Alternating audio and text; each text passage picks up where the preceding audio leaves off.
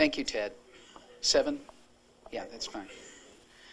First of all, thank you for coming. The investment that people all over Oregon have been making in their time is truly a humbling experience. This is a phenomenal experience to travel around the state talking to people.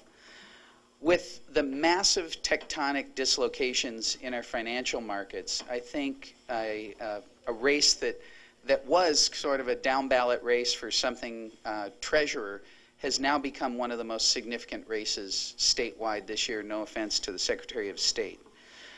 Let me tell you a little bit about my background. I'm a mechanical engineer. I'm kind of unlikely to be doing this, but it gets more likely as we get through. Worked for Ford, worked for Boeing. I helped develop the computer graphics industry back in the 80s. In 1986, I began investing in high technology companies. I was affiliated with a Boston-based firm with Yankee values. We identified markets, people, and technologies, and to that we added our own capital and our experience. We made money the old-fashioned way. We earned it. We earned it during the crash of '87. We earned it during the bubble of 2000.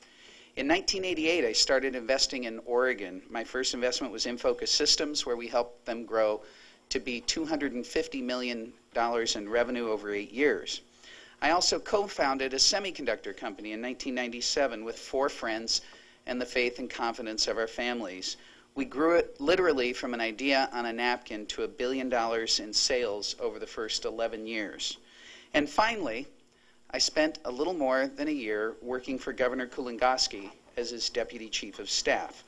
And as a Republican working in a Democratic office, I have to say it was one of the best experiences of my life. My time in the governor's office showed me that somebody with private sector experience could have a dramatically positive effect in Salem. On many occasions, I'd come up with an idea that was out of the box. In fact, oftentimes it was way outside the box. And it wasn't that they adopted every single idea that I had. It was that the ideas increased the scope of what was possible. That many times we'd be looking at something where the solutions were here, and I would suggest that we looked outside of that. I'm going to talk a little bit about the financial markets now, and maybe that'll open up some questions for us. They have grown increasingly complex over the past 20 years. During that time, I've been a venture capitalist investing in private companies. I've also been involved in public stock offerings and in bond offerings. I've been around the increasingly complex schemes developed on Wall Street. And since I'm an engineer, I'm always curious as to why. Why did this happen? And I've thought about it. For years, Wall Street was what's called an inefficient market, meaning timely access to information was only available to a select few. Even as late as the 1990s, an analyst in New York would write a report. That report would be distributed in New York, then bundled, then sent to the West Coast. And by the time it arrived here in Portland, people had already taken their positions, the market had moved, and those of us on the left coast just supported that market. Profits were made by those who had the information first. Today, information literally travels at the speed of light, and we've also created market regulations in the corporations world, in the world of corporations, that now means that information is disseminated quickly and efficiently. The profit motive was taken out of Wall Street. The old model was removed. So in response, they created increasingly complex schemes to support the very organizations that were made obsolete by technology. So what do we need to do to restore the system? And I'm going to comment on some of the things that have been done. First, we are providing a buyer for these undervalued assets that are clogging the arteries of the financial system. These are the mortgage-backed securities.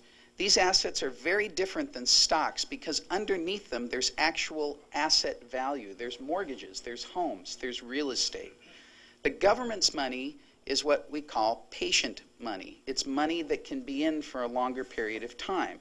That allows the market to cool off, that allows the values to reset, and allows us to resell them. Second, don't reward the people that created the mess, but do take care of the victims. And third, We have to create regulatory structures similar to what we did in the corporate world with Sarbanes-Oxley, where we reward good behavior and we identify the crooks and punish them. So what can we do specifically in the Treasury? First, we have to structure our investment portfolio for the next 20 years. My experience from '87 says some of the best investments that we made after the crash of '87 were actually '88, '89, and 1990. We were prudent and patient, and it paid off. We must do the same thing now. Secondly, we have a crippling lack of early-stage capital here in the state. In fact, I can talk a little bit later on, but our early-stage capital in the state has actually decreased here since 1990, when Washington has increased by over tenfold and California has done the same. We have to use the assets that we've already allocated in this area to focus on early-stage capital in the state. Last thing I'll leave you with about the opportunity. I'll read a list of companies: General Motors, Ford, Exxon, GE, Chrysler, Mobil, Texaco, US Steel, IBM, Gulf Oil, and AT&T. That's the list of the largest corporations listed by Fortune magazine in 1967. 8 of the 11 are oil or automotive companies.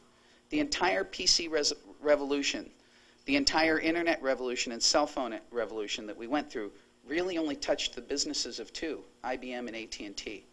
Yet in the next 40 years, the other 8 are going to be transformed in ways that we just can't even imagine. And that's going to create economic opportunities, and I believe Oregon is at the center of that.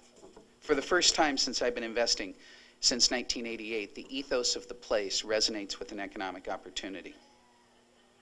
It's one of the most difficult times we've gone through. I think Oregon needs a treasurer with the background, with the experience in managing through these processes, in working with Wall Street, and working around Wall Street and growing companies here that can do this job. It's no time for on-the-job training. My name's Alan Alley. I'm your candidate for state treasurer. Thank you.